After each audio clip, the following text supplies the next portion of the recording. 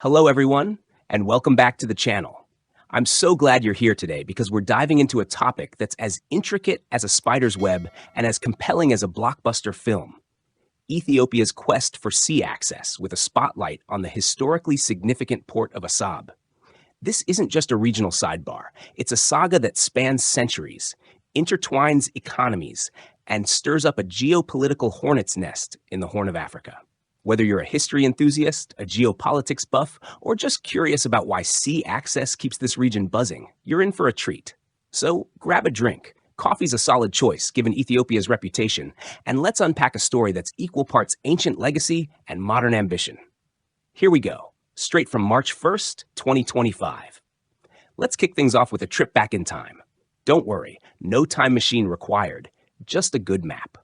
Imagine the Aksumite Empire, thriving from the 1st to 7th centuries AD. This was Ethiopia at its peak, a trading powerhouse stretching from rugged highlands to the Red Sea.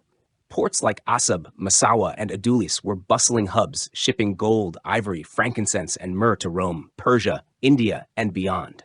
Aksumite coins popped up as far as Sri Lanka, and their ships, dhows cutting through the waves, tied the region to global trade networks. The Red Sea wasn't just a waterway. It was a lifeline, fueling prosperity and prestige. Fast forward through centuries of flux, Islamic expansions, Ottoman influences, and by the 19th century, Europe's colonial scramble hits.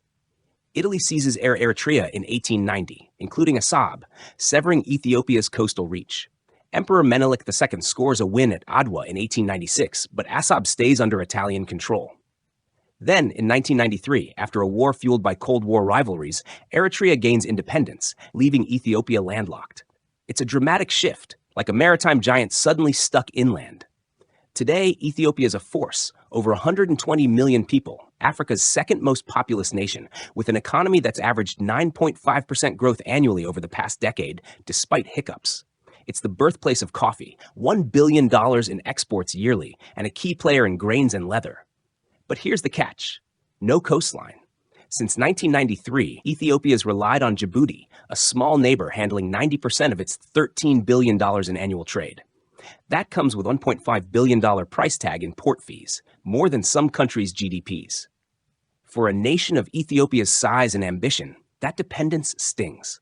Leaders like Prime Minister Abiy Ahmed call sea access existential, and Assab, a port Ethiopia historically controlled, often headlines the conversation.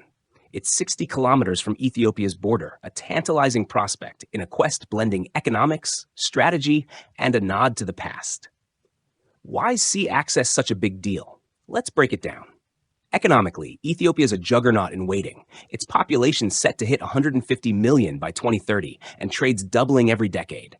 Coffee, teff, and machinery flow out, while fuel and tech stream in.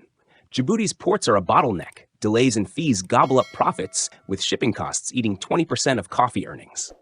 A port like Assab could save $500 million yearly, plus cut transit times from days to hours for northern regions like Tigray and Afar. Strategically, the Red Sea's a gold mine. 10% of global trade, 12% of oil, 30% of container traffic via the Suez Canal and Bab el-Mandeb Strait. Ethiopia dreams of a navy, dormant since '93, and a port could secure its trade routes and regional clout. Historically, Assab's a symbol. Once Ethiopian, it's a reminder of lost maritime glory. It's not just logistics, it's legacy. The region's a powder keg, and Ethiopia's moves ripple wide. Eritrea holds Assab now, a prize from its 1993 split. The 2018 peace deal thawed decades of hostility. Trade resumed, borders eased, but Eritrea is cautious. Assab's a lifeline for its own economy, and sharing it or losing it sparks unease. Tensions flared in 2023 over border patrols, hinting at fragility. Djibouti's the current MVP. Its ports handle Ethiopia's trade, earning $1.5 billion yearly. If Ethiopia pivots to Assab or elsewhere, Djibouti's revenue craters, threatening a nation hosting US, Chinese, and French bases. Somalia and Somaliland add spice. In 2024, Ethiopia signed a deal with Somaliland for 20 kilometers of coast near Xyla, offering recognition and airline stakes. Somalia cried foul, citing sovereignty over Somaliland, a self-governing region since 1991. Kenya watches too. Sea access could shift trade corridors, impacting its Mombasa port. It's a high-stakes dance, and everyone's got a stake. Globally, the Red Sea's a chessboard. The U.S. runs Camp Lemonnier in Djibouti, tracking pirates and Yemen's chaos. 1,500 troops strong. China's sunk $15 billion into Djibouti's ports since 2013, part of its Belt and Road web. The UAE's revamping Berbera in Somaliland, eyeing logistics and influence. Turkey's mediating Somalia-Ethiopia spats, flexing soft power, while Russia hunts naval footholds. Sudan's a maybe. Eritrea's a whisper. Saudi Arabia guards its oil lanes across the water. Ethiopia grabbing Assab could tilt the balance. China might fund it. $5 billion could modernize it, or the U.S. might back it for stability. It's a crowded stage, and Ethiopia is auditioning for a lead role. Challenges loom large. Nothing simple here. Eritrea could dig in. Assab's a third of its coastline, and losing control risks conflict. Ethiopia's got internal baggage. The Tigray War displaced 2 million, cost $20 billion, and inflation's at 20%, squeezing budgets.